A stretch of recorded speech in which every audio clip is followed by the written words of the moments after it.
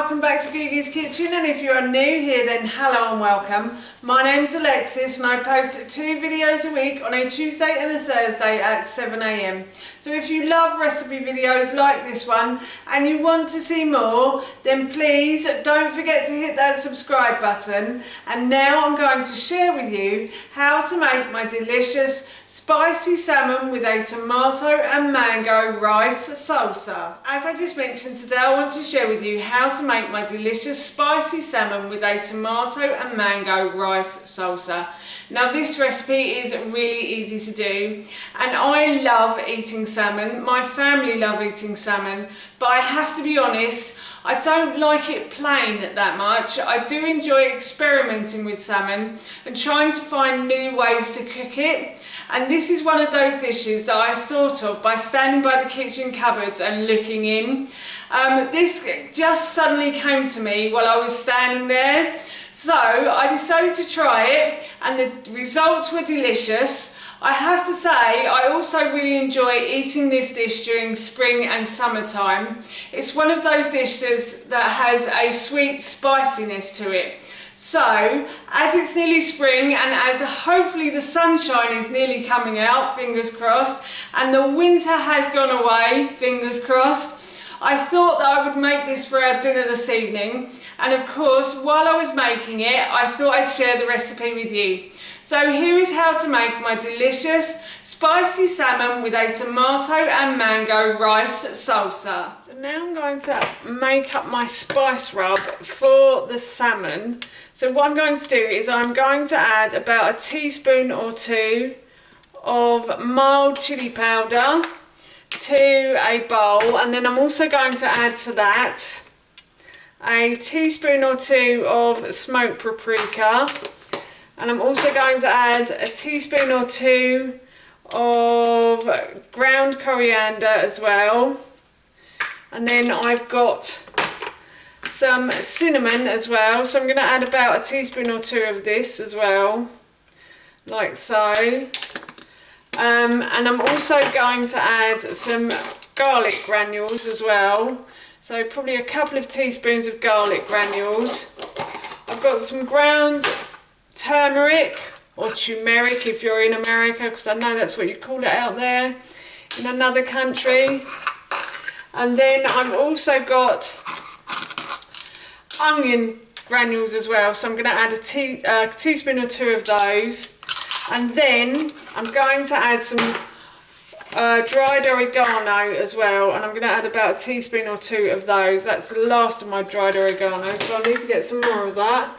But now what I'm going to do is I'm just going to stir those ingredients together, and then I'm going to, because my son doesn't like the salmon spicy, he actually prefers it plain in this dish, I'm going to just rub the dry spice mix over 3 of these.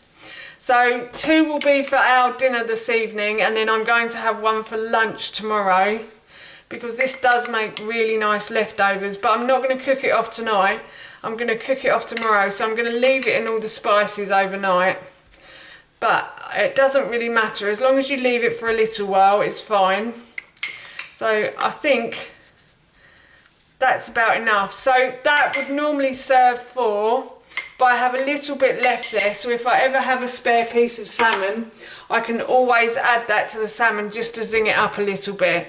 And now what I'm going to do is I'm going to put these pieces of salmon into the fridge until I want to cook them. Now I'm going to start cooking the rice salsa part of the meal. So what I've done is I've put a pan, and I'm going to put this onto a high heat on my hob. And then I'm going to grab a little bit of oil and I'm going to add that to the base of the pan, like so. And I'm going to drizzle that around the base. And I'm going to leave the pan now to heat up. So my pan is nice and hot, and what I'm going to do is I'm going to add some spring onions to the base of the pan. So I've chopped up about 5 or 6 spring onions, so a bunch of spring onions, and I'm just going to put these into the base of the pan. And I'm also going to add 2 cut cloves of garlic to this dish as well, that I have peeled and sliced. So I topped and tailed the spring onions, And then I just slice them into like 1/2 centimetre pieces, I'd say. And I'm just going to fry these 2 ingredients in the oil until they start to soften. So my onions have started to soften. So now what I'm going to do is I'm going to add red peppers to the dish. So I've sliced the top from the red pepper and I've removed the stalk and the seeds, and then I've just sliced and diced the pepper. So I'm just going to add that to the base of the pan like so. I've also turned the heat down slightly as well because it was getting a little hot, and I'm just going to fry these peppers now until these start to soften as well.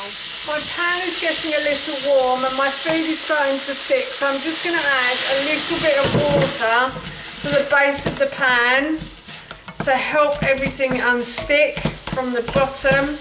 And I'm just going to continue to fry the red peppers. So the peppers have started to soften as well, and now I'm going to add my tomato, mango and courgette. So I have sliced and diced 2 large on the vine tomatoes. You can use any type of tomatoes you like, but on the vine ones are slightly sweet, and they do make this dish quite sweet as well, so they are nice in this dish. And then I've also removed the skin and the core from a mango and just diced it up, and then I've peeled and grated a courgette. So I'm going to add these ingredients, and obviously these are going to make up for part of the salsa as well. So I'm just going to add these in now, like so. And I'm going to fry these until these start to soften. So all of the ingredients have started to soften beautifully now. So what I'm going to do is I'm going to add quinoa to this dish.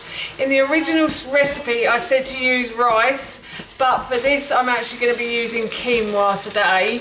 I haven't got any rice in the cupboard at the moment, so that's why I'm using quinoa. Either will be fine. And now what I'm going to do is I'm going to fry these ingredients until the quinoa is all mixed in with the other ingredients. So I'm going to fry these like you would a risotto for about 30 seconds to a minute, not very long at all. So I fried the quinoa for about 30 seconds to a minute until it warmed through, and then I added enough water to cover the quinoa, and then I added 2 centimetres above the top of the quinoa, and I'm just going to put the lid on, and this is now coming to the boil. So what I'm going to do is just turn the heat down, and I'm going to leave this to simmer, and I'm going to go and cook the salmon. Now, before I cook the salmon, I've just remembered that I must add a little bit of salt and pepper to this. So I'm just going to add some pepper, and then I'm going to add some salt as well. So I'm just going to add a pinch of salt too, a couple of pinches of salt, and I'll put the lid back on, and I will definitely leave it to simmer now. Now I'm going to cook the salmon, so I'm going to preheat my oven to 200 degrees. So my oven is preheated, and I'm going to put my salmon in. I'm going to put this in for about 15 to 20 minutes, or until the salmon starts to flake away from itself. So the salmon is cooked, and I can tell because it's coming away easily from itself. So I'm going to take this out of the oven, and I'm going to serve up now. So I have served the quinoa into a bowl, and all I did was add spinach to it. And now all I'm going to do is I'm going to put my salmon, if I can get it out, onto the quinoa, and then I'm going to serve this with a wedge of lime.